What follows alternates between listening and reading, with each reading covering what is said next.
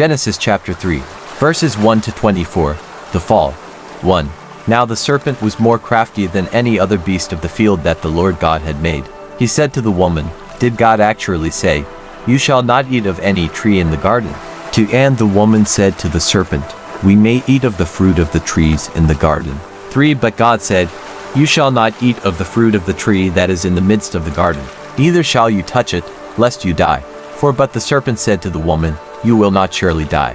5. For God knows that when you eat of it your eyes will be opened, and you will be like God, knowing good and evil. 6. So when the woman saw that the tree was good for food, and that it was a delight to the eyes, and that the tree was to be desired to make one wise, she took of its fruit and ate. And she also gave some to her husband who was with her, and he ate. 7. Then the eyes of both were opened, and they knew that they were naked. And they sewed fig leaves together and made themselves loincloths. 8. And they heard the sound of the Lord God walking in the garden in the cool of the day. And the man and his wife hid themselves from the presence of the Lord God among the trees of the garden. 9. But the Lord God called to the man and said to him, "Where are you?" 10. And he said, "I heard the sound of you in the garden, and I was afraid, because I was naked, and I hid myself." 11. He said, "Who told you that you were naked? Have you eaten of the tree of which I commanded you not to eat?" 12. The man said, "The woman whom you gave to be with me, she gave me fruit of the tree, and I ate." 13. Then the Lord God said to the woman, "What is this that you have done?" The woman said, "The serpent deceived me, and I ate." 14. The Lord God said to the serpent, "Because you have done this, cursed are you above all livestock and above all beasts of the field. On your belly you shall go, and dust you shall eat all the days of your life."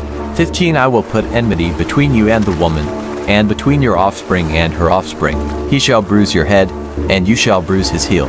16. To the woman he said, "I will surely multiply your pain in childbearing. In pain you shall bring forth children. Your desire shall be contrary to your husband, but he shall rule over you." 17. And to Adam he said, "Because you have listened to the voice of your wife and have eaten of the tree of which I commanded you, you shall not eat of it. Cursed is the ground because of you.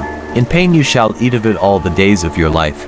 18. Thorns and thistles it shall bring forth for you, and you shall eat the plants of the field.